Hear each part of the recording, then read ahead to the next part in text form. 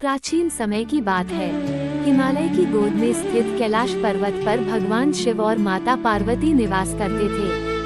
भगवान शिव योगी थे, अधिकतर समय तपस्या में लीन रहते थे। माता पार्वती गृहस्थ जीवन की व्यवस्था संभालती थी। एक समय ऐसा आया जब भगवान शिव लंबी तपस्या पर चले गए।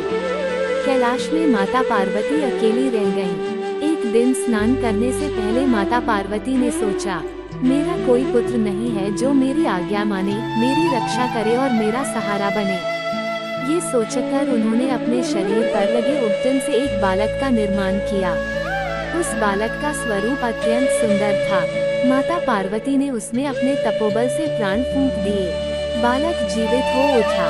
माता पार्वती अत्यंत प्रसन्न हुई। उन्होंने उस बालक को प्रेम से गले लगाया और कहा, वत्स, आज से तुम मेरे पुत्र हो। जब तक मैं स्नान कर रही हूँ, तुम द्वार पर खड़े रहना और किसी को भी भीतर आने मत देना। बालक ने माता की आज्ञा को अपने जीवन का उद्देश्य मान लिया और द्वार पर खड़ा हो गया।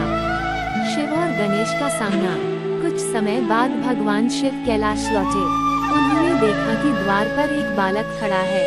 शिव जी बोले, बालक, हट जाओ, मैं भीतर जाना चाहता हूँ।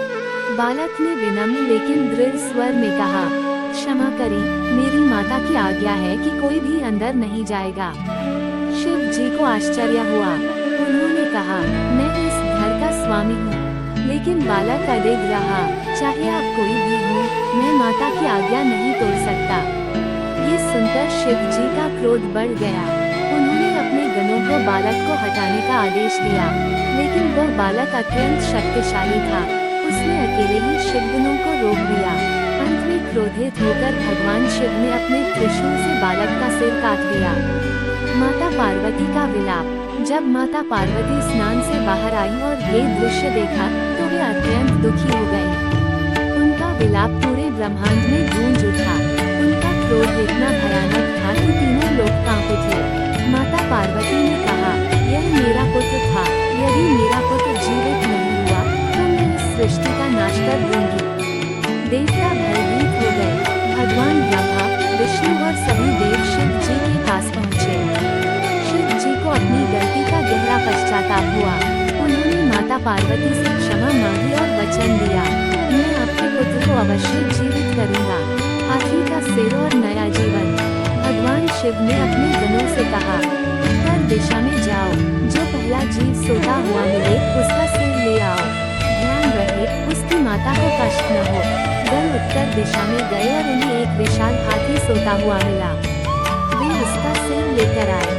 भगवान शिव ने उस हाथी के सिर को बालक के धड़ से जोड़ दिया और उसने अपने दिव्य मंत्रों से प्राण फूंक दिए। बालक पुनः जीवित हो उठा। अब उसका मुख हाथी का था। माता पार्वती ने उसे देखकर प्रेम से गले लगा लिया। उनका दुख क्षण भर में समाप्त हो गया। पुष्पनकाल। गणेश जी को दिव्य वरदान पुष्पनकाल। भगवान शिव ने उस बालक को अनेक वरदान दिए। स्मॉल डायमंड, आज से तुम्हारा नाम गणेश होगा। स्मॉल डायमंड, तुम गणों के स्वामी गणपति कहलाओगे। स्मॉल डायमंड, संसार में हर शुभ कार्य से पहले तुम्हारी पूजा होगी। स्मॉल डायमंड, तुम विघ्नहर्ता और बुद्धि के देवता बनोगे। स्मॉल डायमंड, जो सच्चे मन से तुम्हें स्मरण करेगा उसके सभी विघ्न दूर होंगे। देवताओं ने पुष्प वर्षा की और आकाश गूंज उठा। जय गणेश, जय गणपति, जय विनायक। चूहे का चेहरा मूषक वाहन की कथा। संक्षेप। चूहे का चेहरा।